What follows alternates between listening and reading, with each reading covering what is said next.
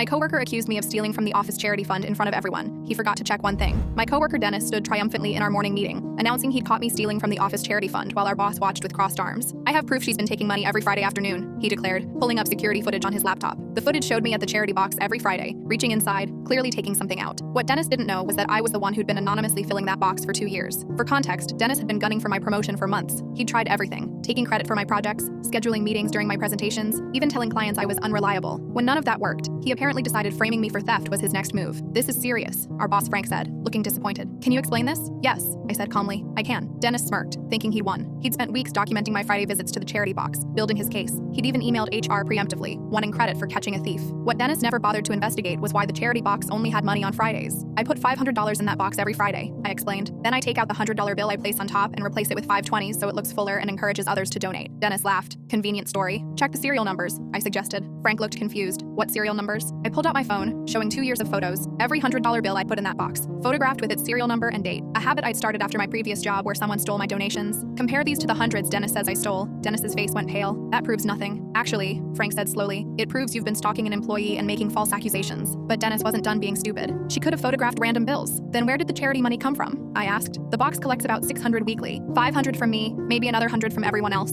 Other people donate? Dennis insisted. Name one. Silence. Our colleague Sharon spoke up. I've never seen anyone else touch that box except her. Dennis scrambled. Well, she's stealing from somewhere else then. Nobody donates that much. That's when I played my recording. Legal in our state. And I'd started recording Dennis weeks ago when his harassment escalated. His voice filled the room. I don't care if she's actually stealing or not. I just need it to look believable. That promotion is mine. He'd been talking to his friend on the phone in the parking garage, not knowing I was in my car one spot over. Frank's face went red. You tried to frame an employee? That's out of context. What context makes framing someone acceptable? Dennis tried one last desperate move. She's bribing everyone with charity donations to make herself look good. I donate anonymously. Nobody knew until you forced this meeting. Frank pulled up Dennis's computer history right there. Weeks of searches. How to frame coworker. Getting someone fired for theft. Fake evidence workplace. But the killing blow came when Frank checked the charity fund records. Dennis had been listed as the fund organizer, taking credit in company newsletters. He'd claimed to manage it, count it, distribute it to local shelters. Have you ever actually donated? Frank asked. Dennis couldn't answer. Have you ever distributed the money to charity? Silence. Frank called accounting. The fund had never been distributed. 18 months of donations, sitting in an account Dennis controlled. You've been stealing the charity money while trying to frame her for it? Dennis broke, started crying about debts, gambling problems, how he'd always meant to pay it back,